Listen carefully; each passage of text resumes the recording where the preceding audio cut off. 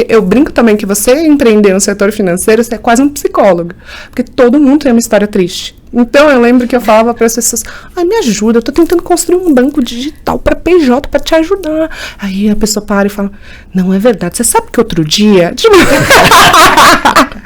Então, é uma troca. Enquanto ele me ajuda com o MVP, eu ouço todos os lamentos sobre a experiência ainda muito ruim que a gente tem com o mercado financeiro tradicional. Quando o lado empreendedor fala mais alto, não há cadeira executiva que segure.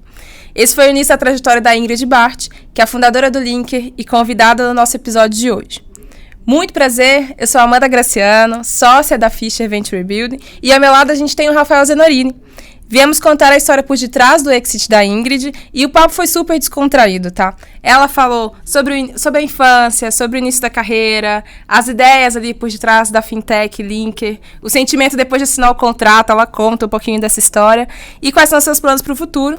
Aqui fica o spoiler, que um desses planos é ser a primeira mulher a assumir a cadeira do Banco Central. O papo foi super bom, mas antes de começar, né, a gente tem que agradecer também o apoio da Minimal e da Verone. Sigam eles nas redes sociais e, é claro, sigam a Snack, snack.co, no Instagram, YouTube e no LinkedIn. Vale a pena ficar até o final do episódio. Bom divertimento! Ei, pessoal, como é que vocês estão? Hoje a gente está recebendo a Ingrid Bart, fundadora do Linker, VP da B Startups, um tanto de coisa. Essa mulher é maravilhosa, futura presidente do Banco Central. Daqui uns 15 anos. E a gente está aqui para ouvir um pouquinho da história dela e um pouco dessa carreira empreendedora. Ingrid, seja muito mais que bem-vinda hoje. Muito obrigada. Prazer imenso estar aqui entre amigos e muito obrigada pelo convite. E vamos lá. Bom, tô aqui com o Rafa também, a gente vai bater esse papão. Verdade, é a primeira vez que eu tô aqui como co-anfitrião, co-host. Como é que fala em português? Co-anfitrião mesmo? Eu acho que é co-anfitrião. Co-anfitrião. E eu e o Rafa, a gente tem né, uma história, um passado de podcasts em conjunto, então muito bom. Ingrid, vamos começar do começo, então.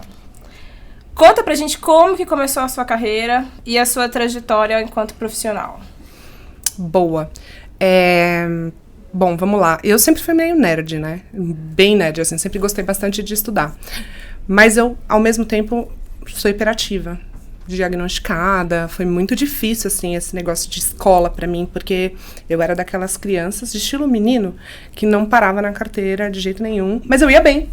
Então, os professores eram, tipo, meio amor e ódio, assim. Porque, ao mesmo tempo que eu ia bem, eu era uma pessoa que instigava, perguntava, trazia, tipo, um pouco de agitação. Essa agitação, às vezes, passava um pouco do limite. E eu era daquelas que ia para fora da sala, que as mães proibiam os coleguinhas de conversar comigo, porque eu induzia as pessoas a ficar conversando na sala. Eu lembro de um amiguinho meu, que era o Marciano, e o nome dele era Marciano. Eu não esqueço, por isso que eu não esqueci. E que ele veio de outro planeta. Exato. E eu adorava, a gente conversava pra caramba e tal. E teve um dia que, especificamente esse dia, eu tava virada no Jiraya, assim. Então, eu, cara, tava conversando com todo mundo e tal. E a professora já tinha percebido, e eu tava atrás dele. Eu tava na frente dele, e eu virava pra trás pra conversar com o Marciano, virava pra trás pra conversar com o Marciano. Aí a professora olhou e achou que ele... a professora olhou e falou, Ingrid, muda de lugar com o Marciano pra você parar de falar com ele pra dar um sossego. Aí eu mudei e fiquei atrás dele. Aí eu ficava nas costas dele. Marciano, fala comigo. Marciano, fala comigo. Ele, Ingrid, me deixa em paz. Aí, Marciano, fala comigo. Ingrid, me deixa em paz. Nisso, a professora achou que ele tava virando pra falar comigo. Então, eu também ajudava os coleguinhas a serem expulsos da sala.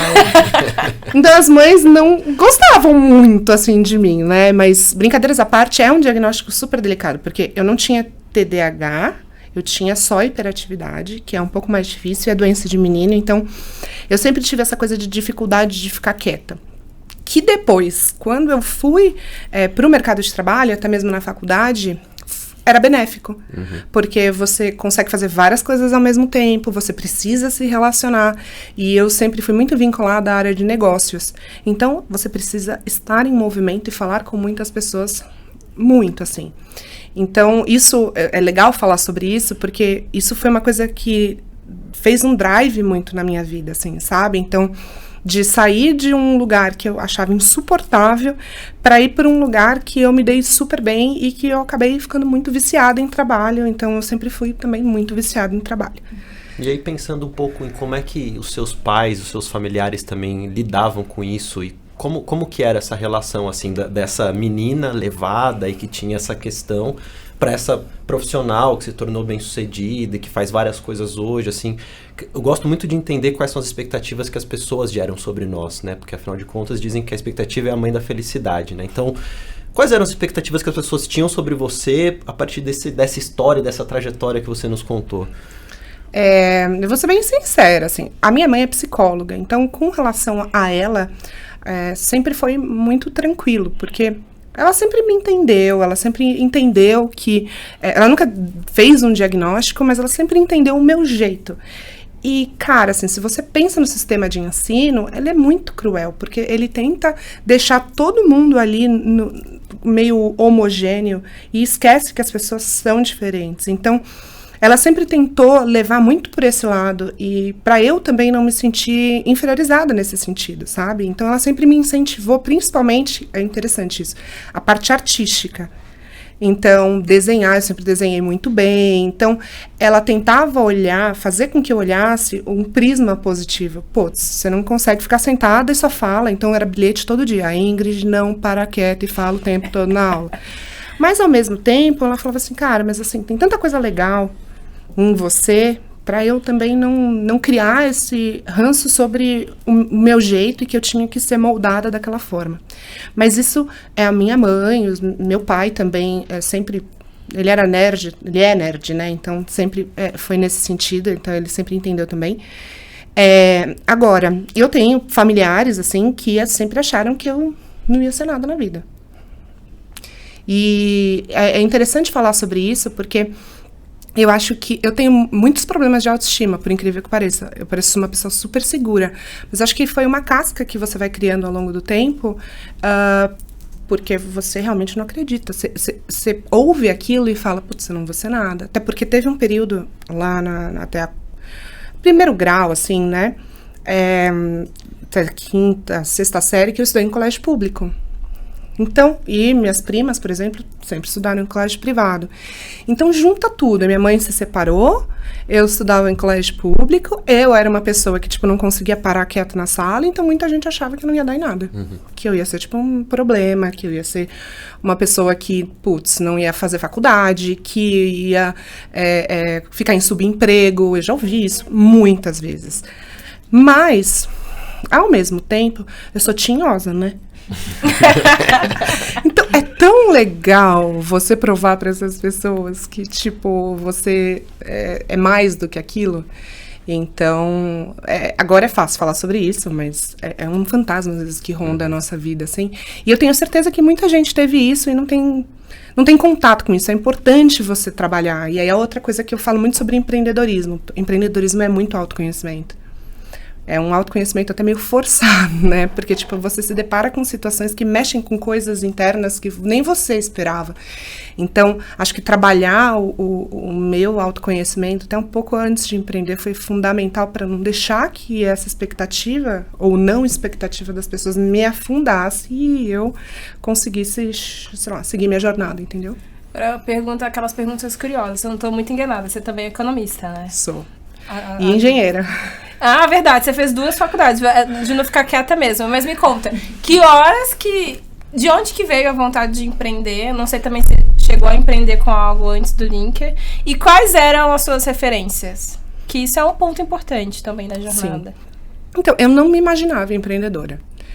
O empreendedorismo aconteceu na minha vida como várias outras coisas, né? Então, vamos lá. Passou essa parte, aí eu fui fazer faculdade. Inicialmente, eu pensei em fazer comunicação, porque eu era a pessoa que não parava de falar, e a gente vincula isso, né? Então, você vincula o fato de você falar muito com a habilidade de comunicação. Mas, felizmente, eu não fiz, porque... quando eu fui começar a estudar sobre profissões, a minha prima estava fazendo uma pós-graduação, ela fez publicidade, estava fazendo uma pós-graduação em administração. E eu tava vendo o fichário dela, né? Fichário, ainda existe fichário? Não lembro. Existe, mudou o jeito, então. mas ele Chama, tá lá chama ainda. Notion agora. Tem os virtuais, mas tem os cadernos aí que você troca foto. Chama notebook. Então, e eu tava lá passando pro fichário de caneta colorida, né? Vocês lembram disso? E eu vi uma matéria que tinha um gráfico de oferta e demanda que era economia.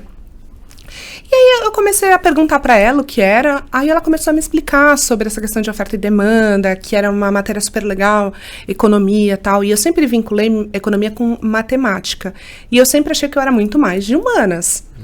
Aí beleza, aí eu comecei a estudar um pouco sobre economia, comecei a me apaixonar por economia, eu comecei a ler livros de economia sem ter nem passado na faculdade ainda. Eu li o Capital, eu li Smith, eu lia um monte de teóricos economistas. Cara, eu fiquei apaixonada. Por curiosidade? Por curiosidade, para entender. E eu vi que tinha muito de psicologia humana.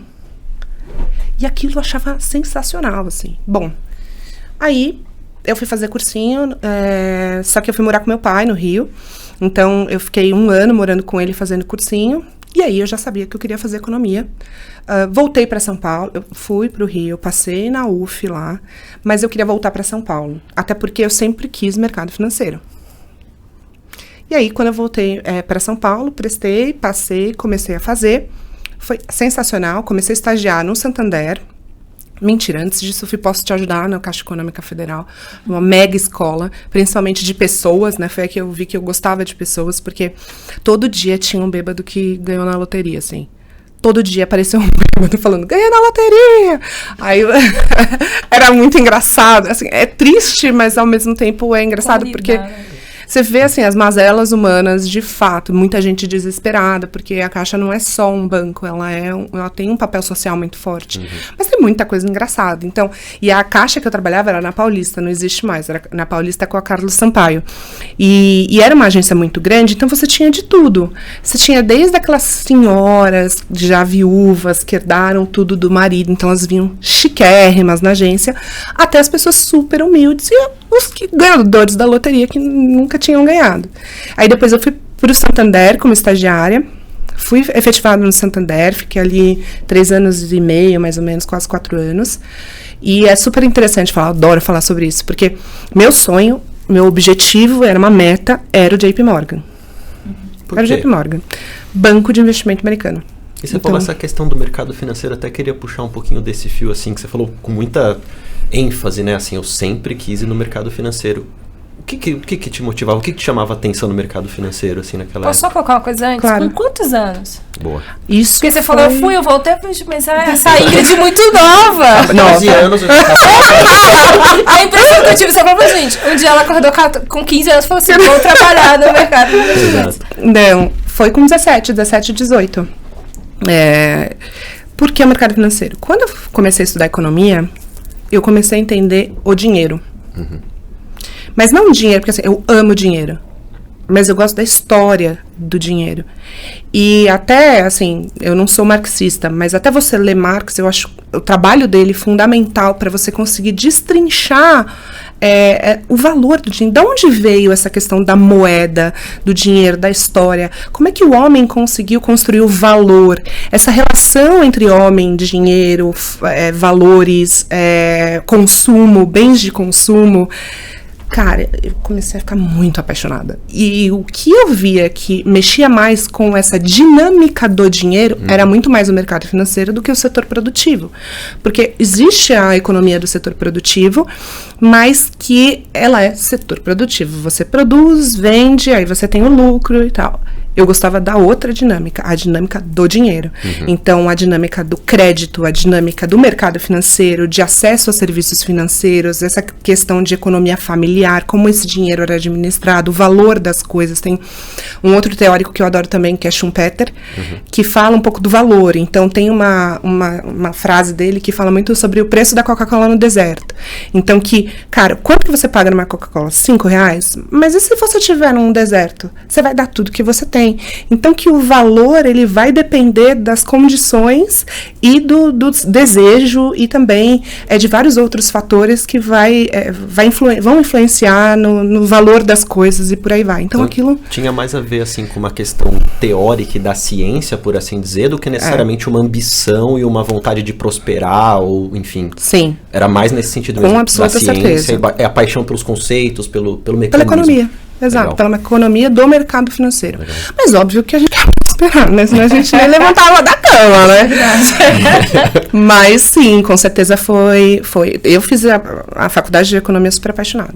Mas é muito legal, assim. É muito legal. É porque mas é muito teórico. O mundo real, na hora que você abre a porta, ele não é igual ao do livro. Mas realmente muito diferente. A faculdade de economia não é igual as pessoas acham que é.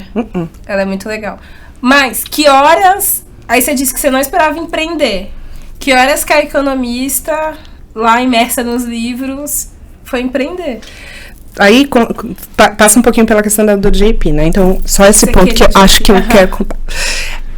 Eu queria muito o JP Morgan, mas eu nunca me sentia preparada para ir para o JP. Por quê? Porque a imagem que eu tinha dos profissionais, e que de fato era um pouco real, era assim, pessoas extremamente capacitadas, a nata da sociedade brasileira, tipo, pessoas assim, que com intercâmbio, vivência fora, várias línguas e tal.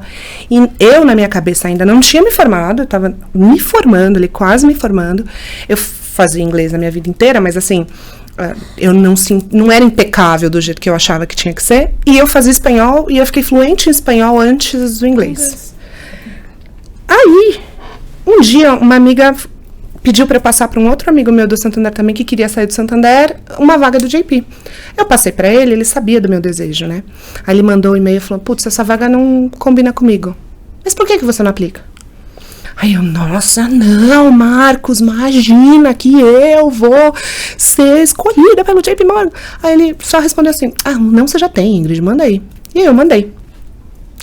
Só que totalmente desacreditado. De fato, para aquela vaga não tinha o perfil, mas meu currículo circulou, me ligaram do JP. O dia que me ligaram do JP, eu falei, vou fazer uma entrevista no JP Morgan, não acredito. Tipo, eu não tava acreditando, eu coloquei naquele melhor vestido, sabe? Tipo, e fui. E aí eu fui esquecida na sala 1 hora. Pela pessoa que ia me entrevistar. E aí tinha um pote de caneta, de lápis, assim, com o lápis do JP. Aí eu pensei, né? Bom, eu não vou passar mesmo, mas pelo menos eu vou ter uma lembrança de que eu estive aqui. E roubei um lápis. Que eu tenho até hoje! Que legal! Fazer uma muleta. Exato. E foi um casamento super interessante. Mas aconteceu a entrevista. Aconteceu, passei. E até interessante, a Regiane, que foi a minha primeira chefe, hoje tá no Linker. Respondendo pra mim. Legal. Eu fico arrepiada. E o JP era tudo isso mesmo que você imaginava? Eu amei trabalhar no JP. Assim, muito mercado financeiro, né? Então, até eu... Empresa americana, né? Tem tudo... E eu gostei muito, mas eu sei que, por exemplo, eu criei algumas cascas que eu tive que também trabalhar depois que eu saí do mercado financeiro, porque eu não preciso mais delas. Então, existem coisas e ferramentas que você cria, que você usa, que você também precisa fazer essa reflexão se você precisa delas ainda. Então, de tempos em tempos você tem que trocar. E aí eu fiquei quase 10 anos no JP, fiz um monte de coisa lá, tudo que eu queria eu fazia, e ganhei um MBA em Empreendedorismo e Inovação, já fazendo a engenharia. Então, minha vida durante 2 anos e meio foi bem limitada em trabalhar, fazer engenharia durante a semana, MBA sábado o dia inteiro. Por isso que eu casei tarde também, né, gente? Os meninos não aguentavam. Verdade, eles achavam que não tinha pouco tempo, e tinha de verdade. E foi até bom, porque querendo ou não, era outro foco que eu tinha. Não ia conseguir dar foco para minha vida amorosa naquele momento. E foi o MBA que me fez descobrir que existiam outros universos, outros modelos de negócio. E o mais importante é que eu descobri que a tecnologia ela ia dominar todas as indústrias, inclusive a indústria financeira. E eu queria estar do lado de lá, não do lado que ia ser disruptado, porque... e aí eu fiquei pensando muito sobre as minhas habilidades, né? Cara, eu só tinha trabalhado em banco. E aí? E se banco deixasse de existir? Eu ia fazer o quê? Foi nesse momento que eu tive uma crise ali de identidade profissional. Eu não sabia o que eu queria, porque aí já tinha aberto muitas possibilidades, mas eu sabia que eu não queria mais aquele modelo de trabalho. Mas eu falando assim parece que super linear, né? Eu sempre falo sobre isso, mas a vida não é linear. O sucesso ele é um miojo nojento. Que tipo, não é assim, né? Que nem o economista gosta, né? Não, ele vai e volta e vai pra cá e vai pra cá. É um miojo nojento que aí depois você chega lá em cima. E isso foi quando? 2016. Foi quando eu me formei no MBA. E foi o ano que eu saí do JP. E foi o MBA. Então foi a partir do MBA que eu comecei a pensar no mercado de startups tecnologia. A primeira ideia foi, vou trabalhar numa grande empresa de tecnologia, porque eu ainda era super CLT. Facebook, Google. Só que ao invés de procurar emprego, eu fui viajar. Fiquei 4 meses num mini sabático maravilhoso, foi a melhor coisa que eu fiz. Muito para dar uma arejada, assim, na minha vida, que estava muito vinculada àquilo que eu vivia há muito tempo. E quando eu estava voltando, eu recebi a proposta do Neon, que me encontrou no LinkedIn, que estava pensando em alguma coisa de PJ, tinha sentido uma demanda e precisava de alguém para construir essa estratégia. E foi quando eu entrei no mercado de fintechs. E foi pelo fato de não conseguir implementar o que eu queria no Neon que veio o Linker. Então não foi um desejo de empreender, foi um desejo de verdade, não é papo de startup weekend, de resolver aquele problema. Porque eu vi que tinha uma mega demanda, que tinha fila de espera. A gente colocou para dentro 4.000 contas na unha, sem onboarding digital. Digital mesmo só tinha um nome ali, era tudo tipo um MVP. E eu vi, cara, as pessoas delirando com relação à conta digital PJ no momento que estava todo mundo focado em falar em conta digital PF. Aí eu falei, cara, eu quero resolver esse problema. Não é possível que eu não vou conseguir resolver esse problema. Mas eu vi que no Neon ainda estava muito focado em PF. E sendo super transparente. Assim, amei também trabalhar no Neon. Aprendi pra caramba. Só que eu recebi uma proposta para ir pra Foxbit, que é um capítulo super curto, mas que foi muito legal. E aí eu fui pra ONU representar o Brasil em blockchain, fui pra Rússia, fui pra Inglaterra, fui pra Espanha, pro Rio. E aí, assim, muito dessa questão nerd, né? O que era esse representar o Brasil? Era estudar os cases de tokenização de ativos em blockchain, uma série de coisas. Nesse meio do caminho eu conheci o Davi, que voltava dos Estados Unidos depois de uma temporada fazendo MBA lá, e que vinha com essa cabeça de empreender no setor de PJ, porque lá já estava acontecendo o Brex. E a gente foi apresentado por um colega da Fischer, o Reinaldo Rabelo, que é o CEO do mercado Bitcoin, porque ele era cliente, o mercado Bitcoin era cliente do Neon, PJ, ele sabia desse meu desejo e desse meu expertise específico em PJ, digital PJ. Ele falou, Ingrid, eu tenho um amigo para te apresentar. Ele vem com essa cabeça de empreender em PJ. Eu já falei para ele que não dá certo, mas conversa com ele. Aí, ele falou assim, eu lembro que ele falou assim, putz, se ele te encher muito o saco, você me fala, que eu falo pra ele, nunca mais encher seu saco. Aí eu falei, fala, Renato. Eu sempre fui, tipo, super aberta, né? Aí a gente foi almoçar. E ao invés, ele tava esperando o quê? Eu falando, não vai dar certo. Na verdade foi o inverso. Eu falei, não, pelo amor de Deus, faz, vai dar muito certo. Eu te ajudo, eu te apresento todo mundo. Por quê? Eu conhecia todo mundo, tipo, fornecedor, esse tipo de coisa.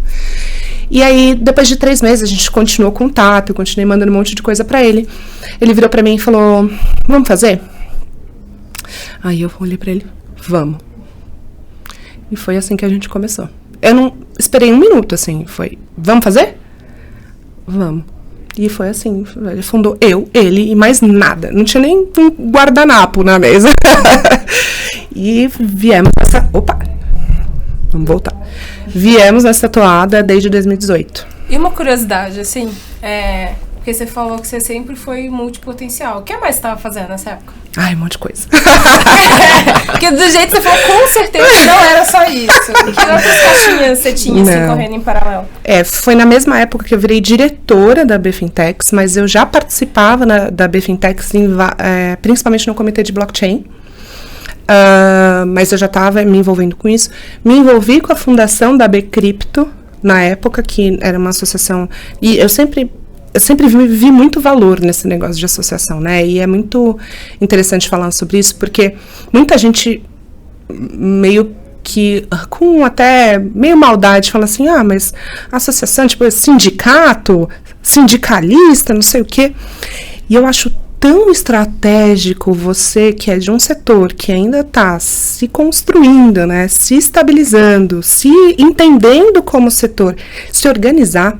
Eu acho isso tão inteligente, tão sofisticado, e uma vez organizado, você conseguir dialogar com regulador, com o setor público, com indústrias variadas, que eu sempre achei, assim, o máximo essa questão de envolvimento com associações. Eu acho que eu não ganhei R$1, nunca ganhei R$1 com isso, mas a experiência que eu ganho, principalmente essa questão de, eu brinco que eu sou meio lobista, meio diplomata, porque esse jogo de cintura, de você conseguir absorver as necessidades, absorver as demandas, conseguir representar isso nos interlocutores, eu acho um dom, assim, muito legal. E eu sempre achei que, principalmente o setor de inovação, seja ele de blockchain, cripto, ou seja ele de fintechs, naquela época, era super importante. Fora que sempre teve muito pouca participação de mulher. Uhum. E aí, eu pensava o seguinte, cara, quem que vai me representar? Se eu não me representar. Então, eu sempre fui meio entrona nesse sentido, tipo, não, eu quero, não, mas o que eu faço para participar? Não, mas, não, vamos lá, vamos. E foi mais ou menos assim que eu comecei a me envolver na BFintex, e aí em 2018, na mesma época, basicamente na mesma semana que eu comecei o Linker, comecei a empreender, eu virei diretora efetivamente da associação. E fazer parte da associação, você acha que de certa forma ajudou na trajetória da Linker? O seu posicionamento, os canais, as pessoas, os acessos que você conseguiu por conta disso? Eu, com certeza, acho que sim. Até por uma questão de confiança. Então, principalmente MVP, a gente está falando de dinheiro. E dinheiro não da pessoa física. A pessoa física, ela toma um risco diferente.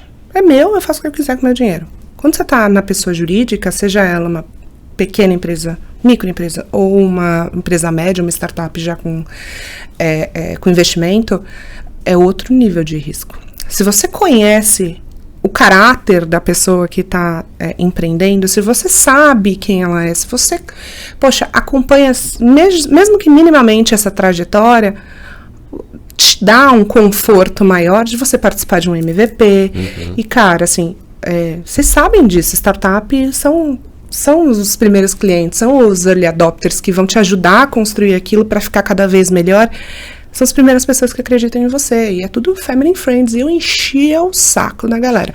Eu falo que amigo de verdade não é aquele que, te dá ombro quando você leva um pé na bunda, ou então que te empresta dinheiro. Não, é quem testa seu MVP merda. Amigo de verdade que tá uma merda. E te xinga. Esse é um amigo de verdade. Essa merda aí que você tá construindo. O que você fez até agora, Ingrid? Se não usar também, parabéns, que legal, que tá bonitinho, tá vendo que não dá, o botão não funciona, não vai. Exato. Então, essa participação eu acho que foi super especial por causa disso. Então, eu lembro que quando a gente estava testando o MVP, ainda a porta para dentro, né? Ainda a gente não tinha aberto para o mercado. Tinha, sei lá, 600 usuários, né? Clientes, tudo da galera que eu vim empurrando. Falei, não, vai testar sim. Como assim? Não, tem o CNPJ, vai testar. Como não vai testar? Eu acho que eu vi essa época mesmo. Não tem essa. Não tem um da rede que não tem. Você entendeu? Eu falei, gente, por favor, não custa nada, sabe? E ainda você vai poder desabafar, porque eu brinco também que você empreender no setor financeiro, você é quase um psicólogo. Porque todo mundo tem uma história triste. Então, eu lembro que eu falava para as pessoas, me ajuda, eu tô tentando construir um banco digital para PJ, para te ajudar. Aí a pessoa para e fala, não é verdade, você sabe que outro dia... Então, é uma troca. Enquanto ele me ajuda com o MVP, eu ouço todos os lamentos sobre a experiência ainda muito ruim que a gente tem com o mercado financeiro tradicional. Gente, que engraçado. E do tempo... Aquela que eu tô tentando colocar as coisas na timeline, né? Se isso é possível, de fato, a gente organizar em linha, porque você já falou que é o miojo. Mas como é que surgiu a oportunidade de vender, assim? Como é que isso se constrói dentro da trajetória do Linker até vocês terem uma oportunidade de venda? E posso complementar a pergunta da Amanda também, Ingrid? Assim, se desde o começo vocês tinham essa clareza, esse objetivo de um dia nós vamos chegar a um exit e ele vai ser assim, assim, assado, ou não? Vocês só simplesmente foram indo? Olha, a princípio, assim, a gente não tinha a ideia de venda, tá? Então, a gente não estava criando uma empresa para vendê-la. Aquilo era o nosso negócio, era o negócio da nossa vida. E isso estava muito claro, tanto na minha cabeça quanto na cabeça do Davi, depois das pessoas que vieram depois. Então, assim, a gente está construindo o business da nossa vida. E a gente sempre também teve a pretensão de ser algo grande, sabe? Então, não é aquele negócio que, tipo, anda de lado, aí fica um tempo. Não, a gente queria crescer, a gente queria ser representativo. A gente queria fazer parte, realmente, de algo grande, de algo maior. Então, desde sempre, a nossa intenção era fazer o Linker dar certo e crescer com bastante organização. A gente sempre foi muito organizado, assim, por incrível que pareça, não é porque é minha empresa, não. Mas realmente a gente foi. E com bastante, como eu posso dizer, responsabilidade mesmo, sabe? Então, a gente nunca quis crescer muito a qualquer custo, tipo, não, vamos botar dinheiro aqui e deixar as outras áreas meio capengas. Não, foi tudo meio construído, assim, pensando em fechar o máximo de pontas. Óbvio, problemas acontecem o tempo todo, mas era muito da nossa cabeça. Então, a intenção não era um exit assim, né, como aconteceu. Mas a gente estava na captação, estava com uma rodada aberta, e apareceu a oportunidade da OMIE, porque eu até estava brincando um pouco antes da gente começar, que eu tô lá desde 2017, falando, comecinho de 2017, conta digital PJ, pessoal, conta digital PJ, e todo mundo, conta digital PF. A gente estava ali ainda naquele trabalho de aculturamento sobre a conta digital PF. Parece que virou uma chavinha que todo mundo começou a ver que conta digital PJ era o momento, assim. Então, no meio da nossa captação, a gente começou a ver o mercado se construindo para, agora é PJ.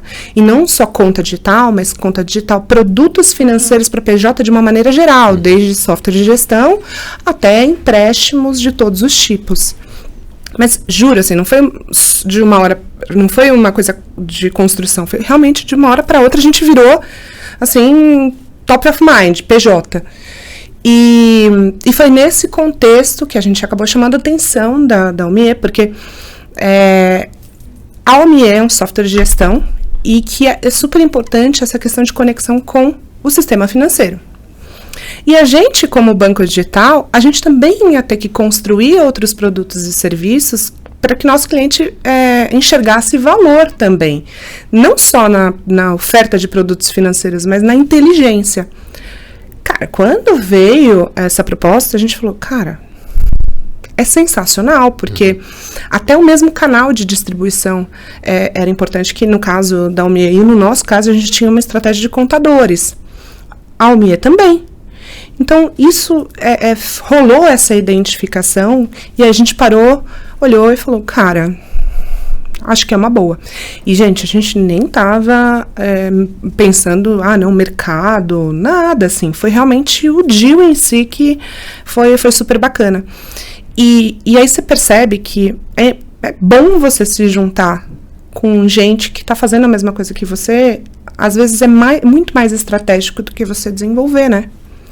E foi muito essa cabeça que a gente teve. E foi nesse momento, assim, porque na refinaria de dados também, na minha startup, a gente passou por uma situação muito parecida, que era um potencial comprador com uma sinergia muito interessante e com uma possibilidade de crescimento em conjunto, e ao mesmo tempo uma rodada de investimento que estava ali na nossa porta, praticamente fechada, term sheets assinados. Vocês estavam também, pelo que eu entendi, nesse mesmo momento, e aí, como é que foi esse processo de tomada de decisão, assim? Foi justamente olhando para essa sinergia, aqui a gente consegue crescer mais, isso aqui continua fomentando o que a gente imaginou lá atrás? Ou porque, de fato, vocês já tinham perdido um pouco de fôlego e vocês achavam que o mercado ia ser difícil mesmo, como agora a gente vê um mercado mais difícil para a captação de startups? Conta um pouco mais como foi esse processo de tomada de decisão. Foi muito da primeira forma, assim, os clientes são os mesmos. E qual que é a maior dificuldade de uma startup que está no varejo, cliente. Então, cara, assim, é o mesmo cliente, pequena e média empresa. Então, tanto um quanto o outro poderia se beneficiar dos mesmos clientes.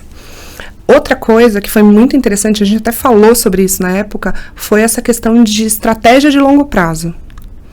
A gente estava extremamente alinhado na estratégia de longo prazo. Extremamente. Muito interessante até porque quando a gente teve um dos papos com o Marcelo, ele falava coisas que a gente falava desde a nossa concepção. Então, poxa, ajudar o empreendedor a ter sucesso, cara, que o empreendedor é quem move o PIB da economia, é o cara que emprega, esse impacto social positivo. Eram as mesmas coisas que a gente falava. Então, foi muito essa conexão. Eu falei, putz, é mais fácil a gente estar dentro dessa estrutura do que a gente, de repente, criar uma outra estratégia para complementar o nosso produto e, poxa, ter que nadar sozinho. Então, foi muito nesse alinhamento de valores, tá? Mas, assim, mesmo assim, não é uma decisão trivial, né? Então, não é algo que você acorda e fala, vou vender a empresa, nossa, que loucura. É um processo. Não são processos de due diligence, né, que não é trivial, mas é um processo interno também, né, de você parar, pensar, porque você tem Ingrid, tem um apego emocional, né, poxa, é seu filho, tanto que quando eu fiquei grávida, eu anunciei pro time, assim, eu fiz uma plaquinha escrevendo assim, o Linker foi promovido a irmão mais velho, porque era meu filho mesmo. Então, é um processo mesmo de você entender que aquilo é o melhor para o seu filho. Que aquilo vai fazer o seu filho crescer, ter sucesso. Então, você tem que pensar o que é melhor para a empresa. E você comentou que vocês, desde o início, sempre foram muito organizados, né? E Sim. aí, agora você citou um processo longo, né? Não só de tomada de decisão, mas da própria due diligence. Estar mais organizado, assim, né? Falando com o empreendedor e com uma empreendedora. Você acha que ajudou nesse processo a ele ser mais ágil, a ele ser mais fluido? Com certeza, absoluta, assim. É super interessante, porque desde o momento zero, e tem gente que não concorda com isso, tá tudo bem, mas desde o momento zero, a gente já tinha política de onboarding, a gente tinha políticas de compliance, programa de compliance, termos de uso, política de privacidade, tudo feito, antes de ter cliente. A gente tinha o nosso sistema de omnichannel todo integrado, com o WhatsApp, com o e-mail, tudo organizado. Então, na hora de você mostrar isso também, é muito legal, né? A galera espera, assim, coisas muito piores. Então, essa expectativa de vir uma coisa ruim e vir uma coisa super legal é muito boa também. E até é interessante contar um caso que aconteceu. A gente passou por uma due diligence, mas para parceria de um grande banco. E quem tocou a due diligence fui eu sozinha, porque, além de tudo, eu também sou compliance officer. E isso foi no comecinho da pandemia, foi no mês de março. E, cara, assim, pandemia, do jeito que tá, processo de due diligence, eu tive que escrever um questionário, sei lá, de 20 páginas, dos processos internos que a gente tinha de compliance, e tive que fazer a sustentação oral para, sei lá, 5 compliance officers. Os meus sócios estavam no call, mas eu que falei, né? E aí eu saí do call, assim, suando. Eu lembro que eu saí suando. Eu falei, meu Deus, eu não fazia a menor ideia de como eu tinha ido, gente. Eu sei que, tipo, eu sentei, fiz e cara, tinha um caminhão nas minhas costas, assim. Aí, beleza, passaram uns dias, a gente não teve resposta e você fica com aquele negócio dentro de você, né? Aquela tênia, tipo, com eletrochoque aqui. Ai, meu Deus. O meu sócio pega e me manda um áudio. Aí ele pegou e falou assim, pessoal, falei com o Banco X sobre o processo e tal, eles deram feedback, eles ficaram impressionados. Eles falaram que, cara, a gente tá muito melhor que outros bancos que eles também têm parceria. Falaram que, assim, foi excepcional, não sei o que tal. Aí ele falou assim, porque a gente ficou meio surpreso com o feedback, assim. Aí a gente passou com louvor, sabe? Aí ele falou eu até tentei explicar que tem muita coisa que a gente ainda está implementando, que não está 100%. Aí ele falou que a pessoa falou, não, a gente entendeu, mas mesmo assim, vocês estão muito melhores do que muita gente no mercado.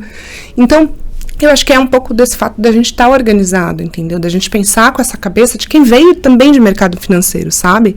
Então, é um pouco de experiência mesmo, de diminuir os riscos, entendeu? As experiências anteriores de vocês, né? A ex-executiva do JP, enfim, também a experiência dos outros, dos seus sócios. Uma curiosidade, que você falou assim, que você estava muito apegada ao seu filho mais velho ali.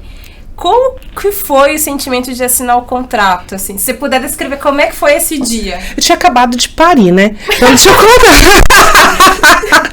Gente, é um negócio, assim, muitas emoções. Eu fiquei grávida no começo de 2021. Aí, passou o ano, o processo de due diligence começou mais pro final do ano. Eu já tava com 8, 9 meses de gestação. E eu tava, assim, tão cansada, doía tudo, que eu fazia as reuniões deitada. E eu brinco que a Maia, ela queria muito nascer. Eita, bichinha resistente, porque eu não comia direito, eu não dormia direito, e eu era um saquinho de estresse. Até a minha médica falava, Ingrid, você tem que evitar o estresse. Sinto muito no meio de uma dos dias. Sinto muito, né? Vou ficar devendo esse remédio aí. E a Maia nasceu dia 1/11. A gente assinou os últimos documentos, sei lá, para o dia 5 ou 6, e a gente teve um evento para anunciar para o time dia 17 de novembro. Então, o dia que a gente assinou, eu tinha acabado de voltar para casa da maternidade. Então, gente, primeiro que você tá descabelada. Exausta, inchada, cheia de hormônio. Então eu só chorava, né? Eu virei pro meu sócio, nossa, é muito difícil, né? Nossa, meu. Aí ele, Ingrid, tipo... me acalmar, porque, né, pai de 2 filhos também, ele sabe como a gente fica. Mas acho que é um processo. E assim, é muito bom, na verdade, ver a história depois que passa tudo, sabe? Tipo, dá muito orgulho, assim, de tudo que a gente passou, né? Não é romantismo isso, mas, assim, é uma vida muito dura.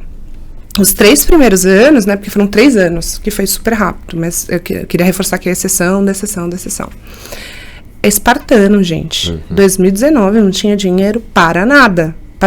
Nada de nada. Então, assim, a minha diversão era beber vinho barato e ver Netflix.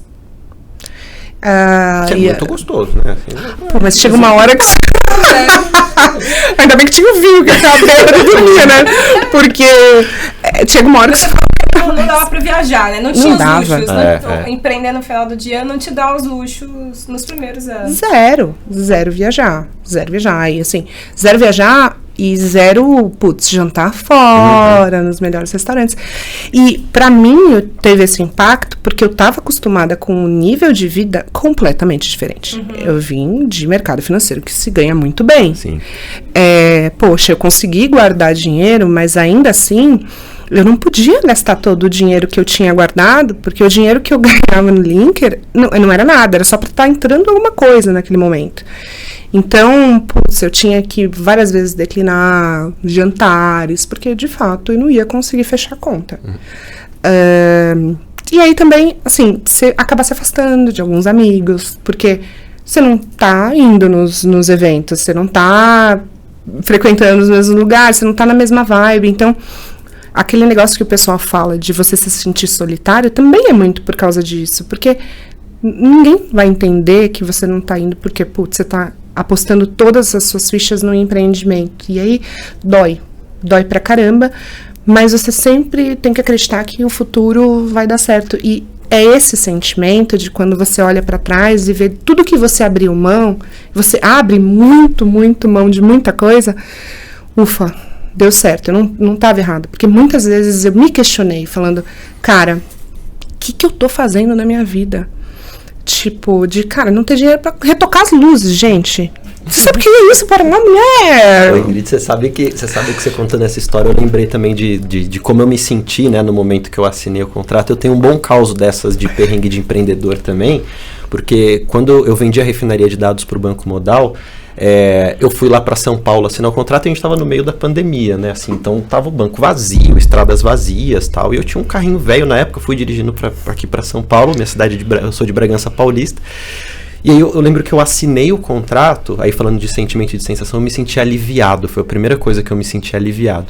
E aí eu voltei, tecnicamente eu estava ali muito confortável financeiramente, voltei, só que, né, assim, ainda contrato recém-assinado, voltei com o meu carrinho de São Paulo, olho no pedágio e falo, rapaz, não tenho dinheiro, não tirei dinheiro pro pedágio, não tenho dinheiro pro pedágio. E aí eu, tecnicamente, muito bem financeiramente, não tinha R$2,75. Faz uma nota promissória, né? Falei, cara, é muito destino. Eu falo pra pessoa, eu tenho da empresa, não acredita em mim. E essa coisa do sentimento é muito legal, assim, de eu falar, porque de fato, pra mim, quando as pessoas me perguntavam, eu sempre falava que foi uma sensação de alívio. Todo mundo falava, você estourou champanhe, comemorou, celebrou. Eu lembro que, na verdade, parecia que eu tinha tirado, né, um peso gigante das minhas costas. Eu falei, nossa, ufa, sabe, assim.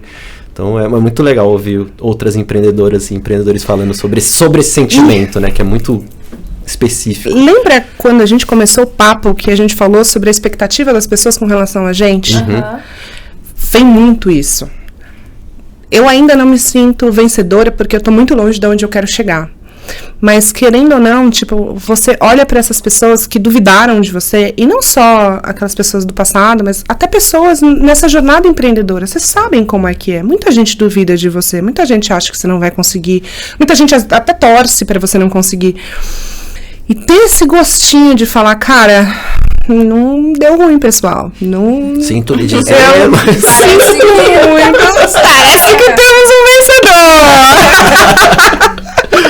Isso é bom, né? É bom.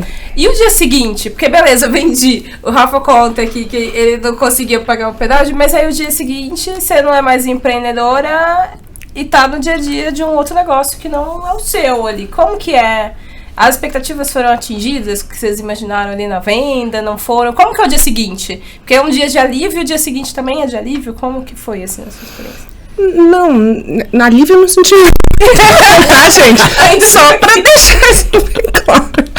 Eu tava um pouco ainda com esses hormônios todos, né, da gestação, da maternidade, mas eu lembro que eu falei pro meu sócio assim, Davi, eu não quero tirar a licença maternidade, porque eu virei CLT, e se eu falasse que eu tinha tido bebê, eu ia ter que tirar a licença maternidade, só que eu tinha acabado de vender a empresa. Então, o dia seguinte foi um pânico, porque eu falei, cara, eu não vou ficar longe desse processo. Mesmo que eu não consiga ficar fazendo reunião, eu quero ver os e-mails, eu quero ver o que está acontecendo. Então, era assim, era uma mão na criança, outra no telefone, entendeu? Outra para ver o que estava acontecendo. Tem os times também, porque você tem que assegurar para as pessoas que esse processo está sendo um processo positivo e que tá tudo bem, tá todo mundo aqui junto, ninguém precisa, não vai sair, sabe?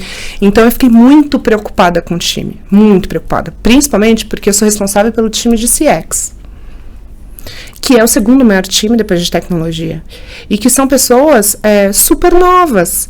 Então, eu me preocupei muito com o sentimento que essas pessoas iam ter, que elas precisariam ter o mesmo sentimento que a gente estava tendo, de felicidade, de estar fazendo o melhor para o Linker. Então, eu não quero tirar a licença maternidade. Eu não vou tirar, não fala para ninguém que... Não conta que a Maia nasceu. Não conta, eu não vou. E eu não tirei. Assim, o primeiro mês foi um pouco mais reclusa no sentido de amamentação, de dinâmica familiar e tal. Mesmo assim, eu fui no evento presencial, fiz algumas reuniões depois, né, de alinhamento com relação a essas coisas. Mas até os 3 meses eu fiquei sem babá e sem reunião. Mas aí eu já participava dos e-mails, a pessoa me procurava e eu trabalhava mais sem reunião presencial e via call, essas coisas. Porque também você tem que se arrumar, né? Pra aparecer, abrir a câmera, não tinha condições ali, tempo. E aí, a partir do 3º mês, eu já comecei a frequentar. Mas eu não recomendo isso, tá, gente? Então, assim, cada um tem que viver a maternidade que quer. Então, quer tirar a licença maternidade? Tire licença maternidade. Quer voltar? Volte também. Não tem certo e errado. Foi o que eu quis fazer na época que eu me sentia bem. Também, né? Não dá pra você combinar muito bem uma saída, uma venda com... Enfim, cada um são momentos. E é difícil, inclusive... imitar uma jornada igual a sua, né? Acho que esse é o mais desafiador. E eu não quero também gerar essa expectativa em outras mães, entende? De tipo, não posso ter... Não, pode, faz o que você quiser. E aí, eu sempre tive esse mantra. Se eu ficasse longe, eu não ia ficar bem. Não ia ficar bem. Eu ia ficar ansiosa, eu ia ficar angustiada. E aí, o meu lema é, mamãe feliz, bebê feliz. A minha filha precisa de alguém feliz, de alguém realizada, de alguém que esteja ativa, no meu caso. Então, mamãe feliz, bebê feliz.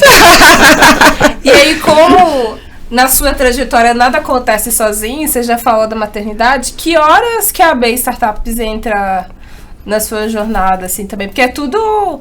Se eu não estou muito enganada, a gente está falando de coisas que estão acontecendo praticamente tudo na mesma timeline, né?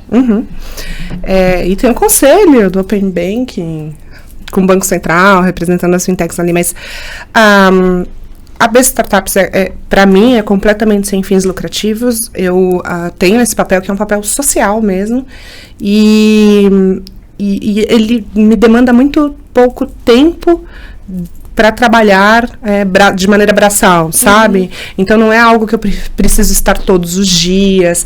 Eu sou uma representante. Eu represento a associação de maneira super esporádica, principalmente na imprensa, em eventos específicos. Então, foi super tranquilo administrar a AB Startups nesse sentido.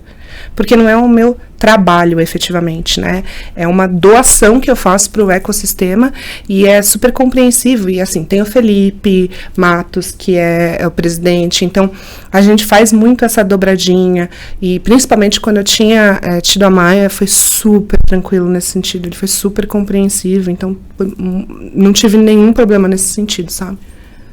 E aí, você falou muito dessas coisas das associações, assim, eu fiquei curiosa. Em que momento que você entendeu que, enquanto profissional e empreendedora, ia fazer sentido também porque ao longo da sua história você vem se conectando com organizações diversas, né? Você também falou agora do conselho, enfim. Essa jornada para presidente do Banco Central é longa. Mas ela também passa por isso, por essas conexões. O que é que essas conexões também te trouxeram, agora que você já fez a venda, aonde que a AB Startups entra nisso tudo, essas próximas coisas, enfim, conta um pouquinho disso também. A gente sabe que tem um pouco do perfil da própria Ingrid, não é segurar um tanto de pratinho, vai ter seus desafios, mas tem também seu entendimento de perfil, né? Como que é, assim? Eu sinto que eu sou uma pessoa que tem muita sorte. E não sorte no sentido que, assim, nada vem fácil, tá, gente? Mas sempre tem alguém que conhece alguém, que consegue me ajudar quando eu tô precisando de alguma coisa. E eu sinto que eu preciso retribuir de alguma forma. Então, eu olho muito para essa minha participação, que é completamente sem fins lucrativos, como um give first e, às vezes, como um give back. Então, tem essa grande máxima. Tem uma outra coisa também, que eu comecei a me envolver lá inicialmente com a AB Fintechs muito por medo. Porque, cara, eu tava numa fintech. Eu não tinha a menor ideia de como aquilo se configurava de maneira regulatória. E eu morria de medo de estar fazendo alguma coisa errada. Porque a única coisa que eu tinha na minha vida era a minha reputação. E se você se envolve com coisa errada, tipo, é muito fácil você perder essa reputação. Então, podia dar tudo errado, eu poderia não ter gostado. E aí eu voltava para o mercado financeiro. Se eu estivesse fazendo alguma coisa errada, não. Então, inicialmente, o meu envolvimento foi muito para entender profundamente onde eu estava colocando a minha energia e o meu profissional, entendeu? Então, cara, tá tudo certo. Quando eu descobri, por exemplo, que era o Pinheiro Neto, que trabalhava com o Neon na época, eu fiquei muito mais aliviada, porque era o Pinheiro Neto que trabalhava com o JP Morgan. Então, eu falei, cara, ufa, eu sei que pelo menos, se eu estiver fazendo alguma coisa errada, tem alguém muito bom para defender a gente, né? As brincadeiras à parte, foi inclusive nessa época que eu conheci o Bruno Baldutini, que a gente começou a trocar muita ideia, eu já troquei muita ideia com ele sobre legislação. A gente já trabalhou em algumas novas construções, né? E foi esse o propósito, entender o que era fintech, como isso parava de pé no regulatório. E aí depois eu fui entendendo essa questão do papel social de uma associação e dos grupos de representação.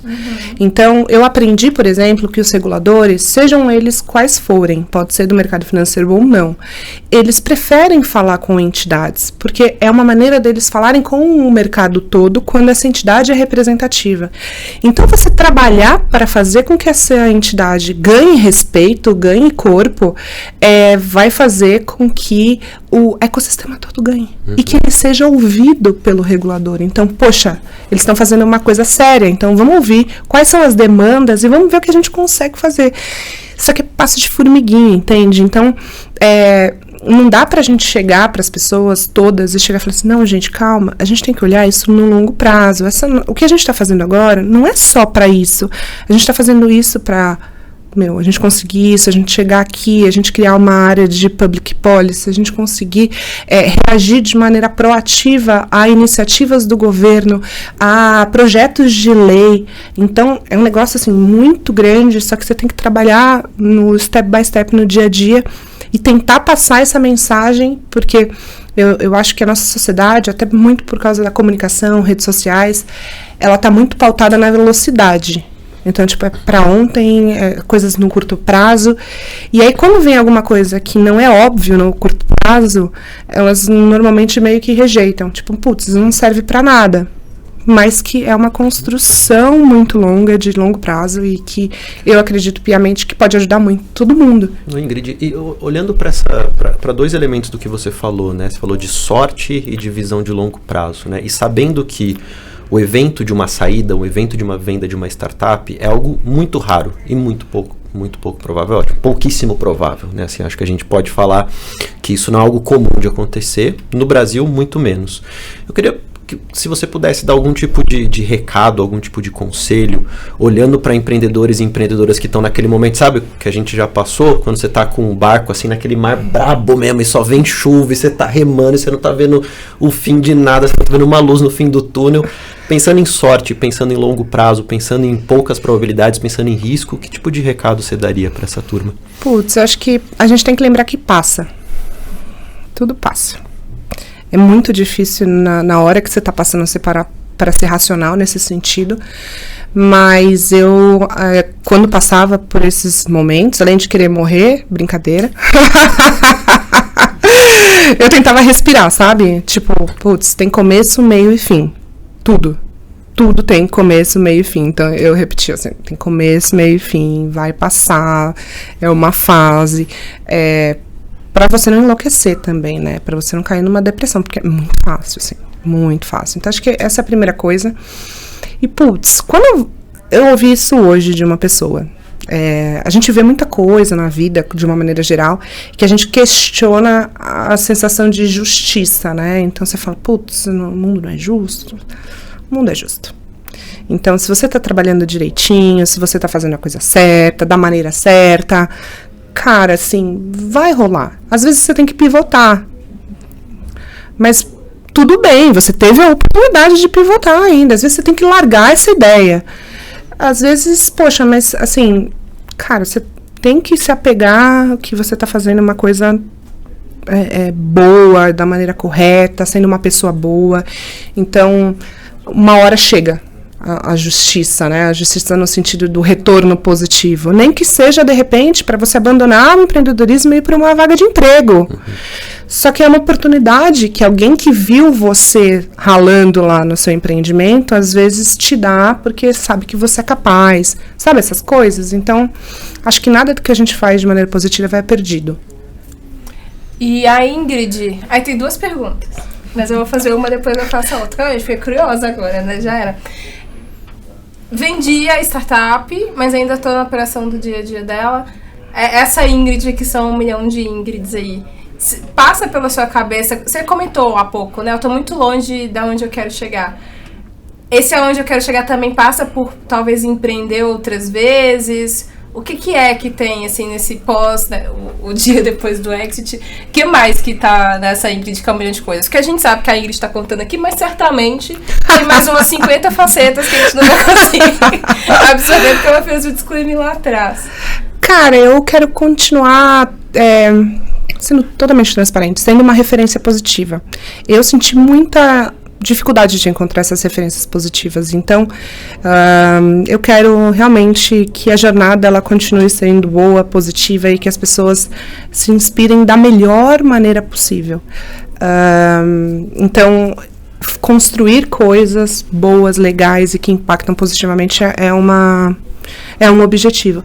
Seja da maneira que for também, entende? Então, a gente saiu de uma reunião ontem super legal, falando sobre perspectivas de futuro, de construção de produtos financeiros, continuar construindo produtos financeiros para PJ. O Open Banking tá aí, gente. Open Banking, Open Finance. Então, tem um mundo de oportunidades se abrindo que a gente não tem nem noção do tamanho disso. Então, eu quero continuar criando. Eu gosto disso. Só que eu curiosa pra saber. Continuar criando. Vem aí.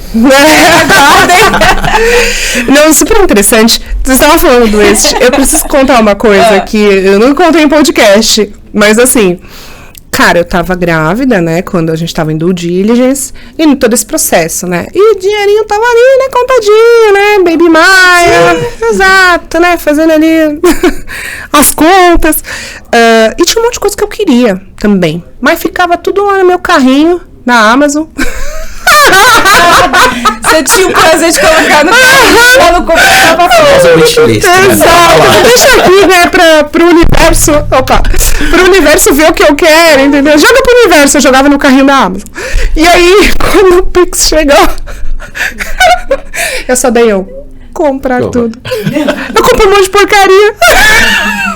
Mas seu carrinho foi enchendo de coisas assim Não, era tudo que eu já tinha colocado há muito tempo.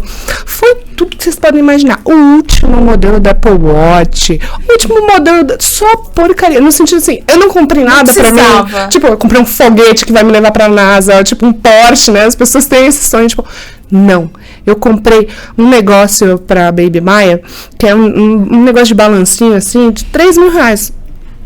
Ela usou, sei lá, 3 vezes, mas eu comprei o balancinho pra ela, entendeu?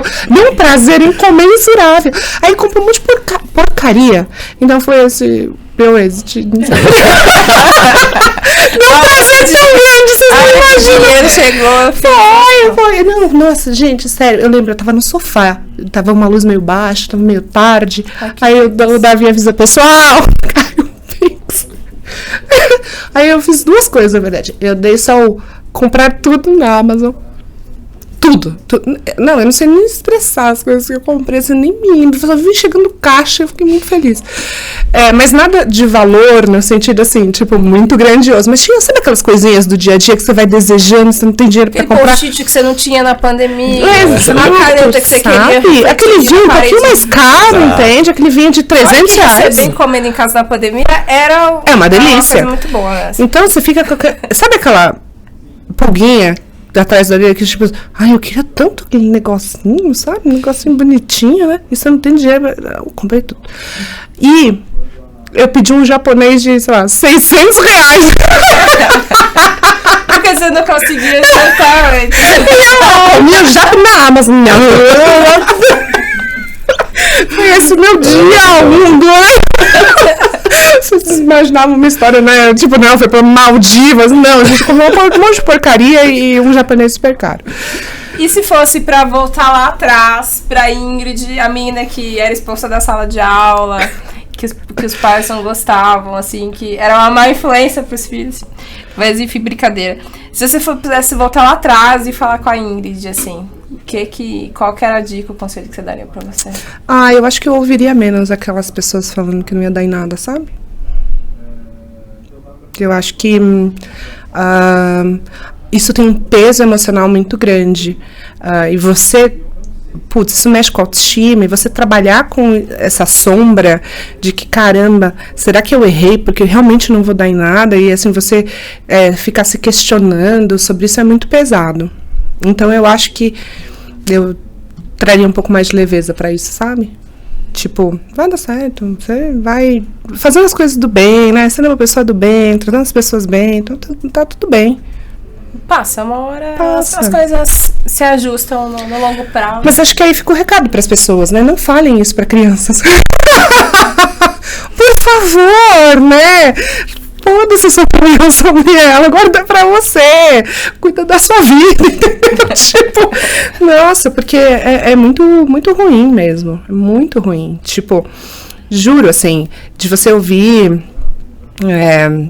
até de maneira pejorativa, tipo, você vai virar catador de lixo, sabe? Não faz isso, é muito cruel, principalmente com criança e tal. A minha sorte, acho que é a minha mãe mesmo, sabe? Dela ter esse skill psicológico, né? Por causa da profissão dela, que sempre tentou me blindar, mesmo que tenham ficado esses requisitos. Mas acho que a gente pode destruir muitas vidas, muitos sonhos de pessoas que não têm uma mãe como eu tive, que não vão conseguir suportar emocionalmente essas pessoas e que elas vão levar isso para a vida inteira e acreditar nisso.